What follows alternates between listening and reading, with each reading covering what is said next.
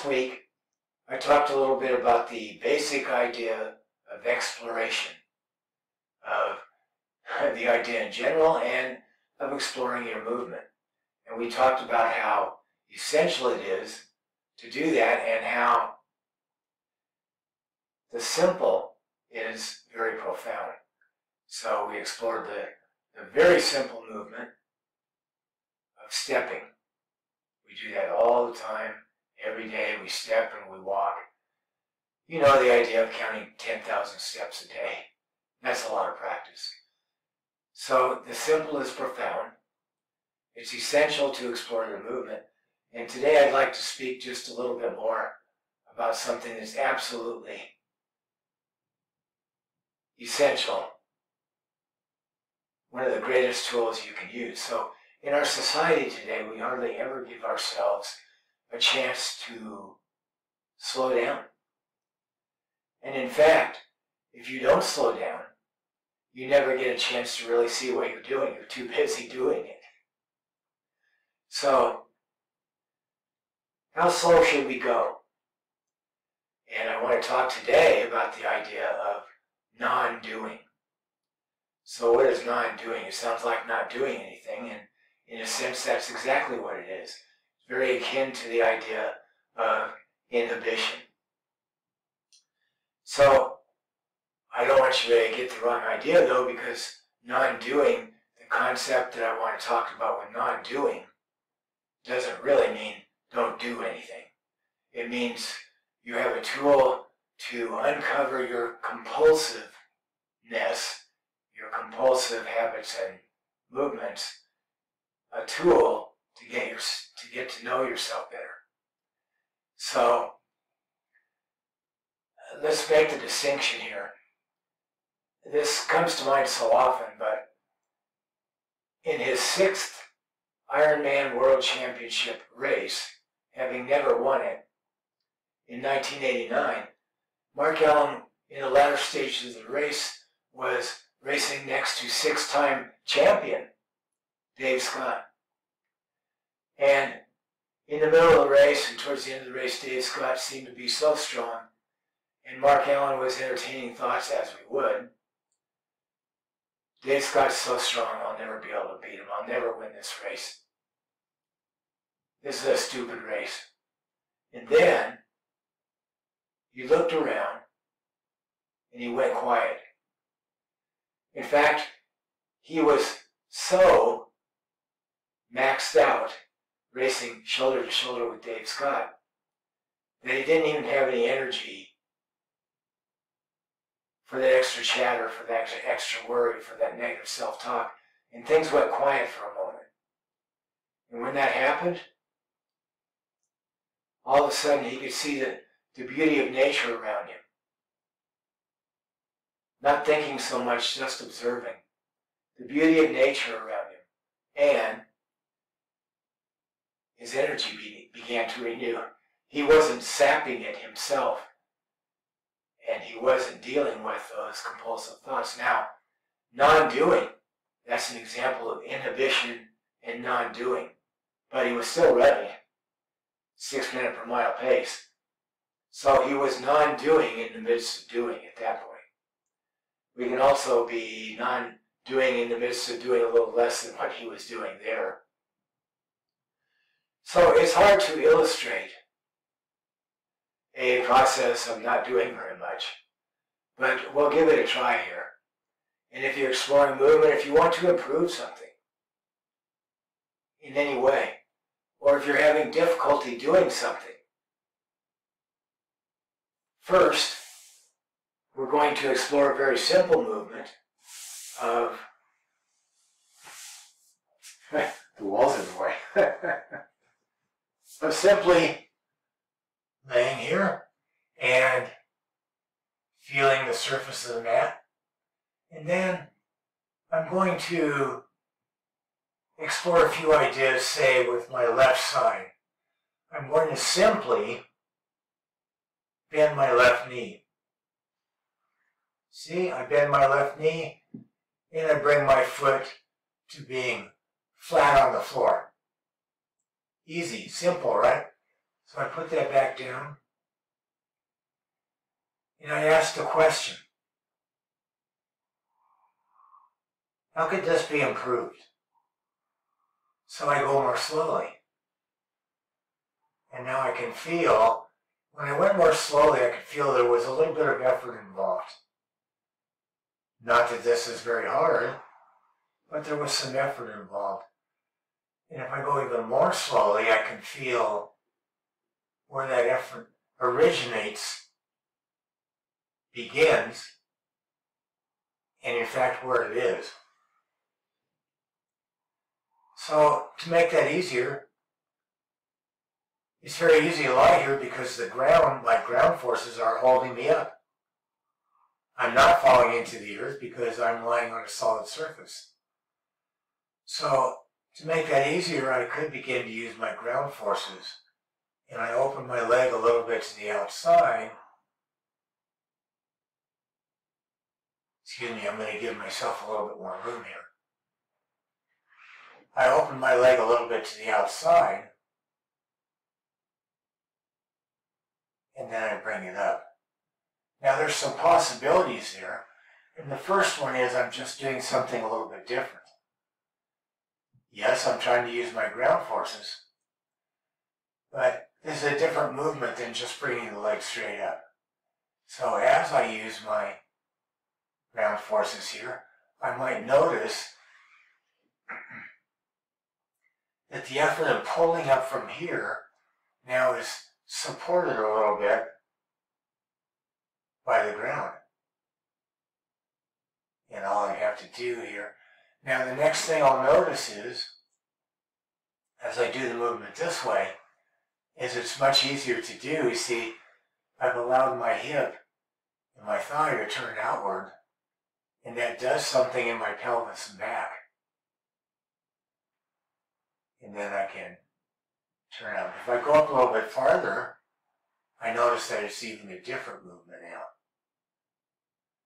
So I'm trying all these variabilities and possibilities, and I'm discovering also, here's another idea. Not only am I using my ground forces and exploring different possibilities, but I'm also bringing a little bit more of myself into this, because to make this easy, I notice that I'm rolling my pelvis to this side. All right? So now I'm doing I'm doing two things. I'm integrating the movement, so I'm using more of myself, which is almost always a good idea. To isolate a movement and do it only that way is to use a very small part of yourself. So not only am I integrating that and using a little bit more of myself,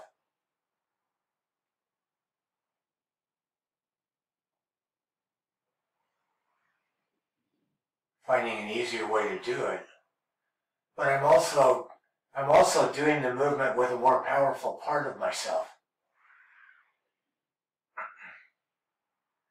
Lots of variability, lots of questions we can ask. Is there any discomfort in the movement? So now, let's say I have something I want to improve on my right side, or let's say I have a little pain on my right side. Let's go back to the left side again. So here's another possibility, you see. I could start just by rolling my ankle a little bit. I could make that small. I could let my hip joint roll a little bit more, and I could do that slowly. I could add some movement in the pelvis while using my ground support. I could even use my shoulders a little bit. I could go slowly and see where any difficulty might arise, right? So how slowly do I need to go? And again, we're talking about the idea of non-doing. So let's use the example of anything. Let's say somebody who overeats They overeat constantly. Well, in order to learn how to eat in a healthy manner, you might have to inhibit the 6 meals a day, for instance. So that would be a form of non-doing, so that you can learn a new pattern. So now let's say I want to learn something on the right side. I can visualize what I've done on the left. It's necessary to slow down in order to learn. Otherwise, we just follow the compulsive patterns that we have. We don't investigate the other alternatives. So, I could visualize everything I did on the left. And then I could begin to visualize that on the right. So that I inhibit the movement on the right. But if I just visualize or just bring myself to the moment right before I begin to move, right in there where I begin to move, and I can feel where I initiate that pattern. I can feel extra tension for me in a particular place in my body. I won't state what it is because it might be different for you. All right? So I could visualize just bringing that leg up the way I did on the left side the first time.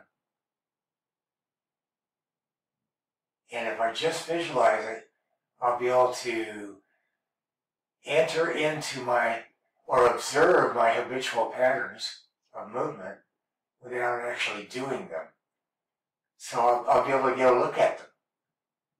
And if I were to do it with the foot turned out like I did it on the left side, I would begin to see, I could actually see where I would initiate that movement, where any difficulty might be, and how the little tiny changes I might make in all those things I discussed on the other side.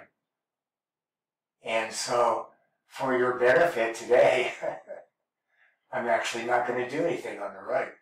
But I'm being very active there in investigating where things might begin. And I'm actually going to investigate a few more ideas here while I'm not doing anything.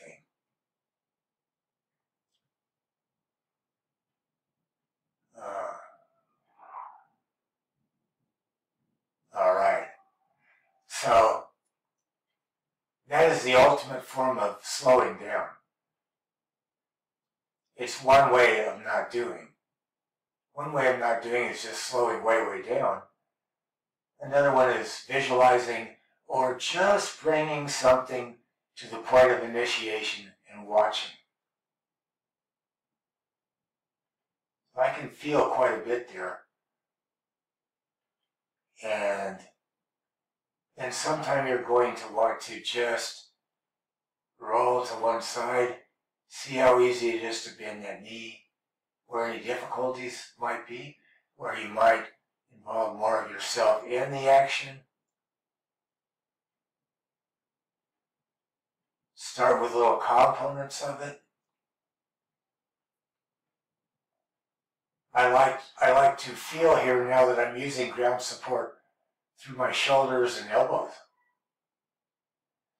So,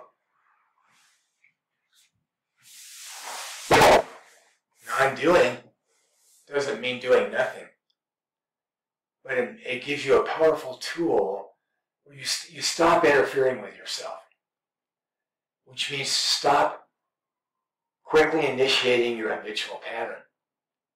Be quiet, observe, get to know yourself, bring things down to the simplest and quietest place they can be, and go from there. So non-doing, not doing nothing, but inhibiting the old compulsive patterns and paying attention to the initiation and starting points and variabilities of what you might be able to do. If you're patient, this will be an extremely powerful way of self-discovery. So that's our idea for today. Thank you so much for listening and watching.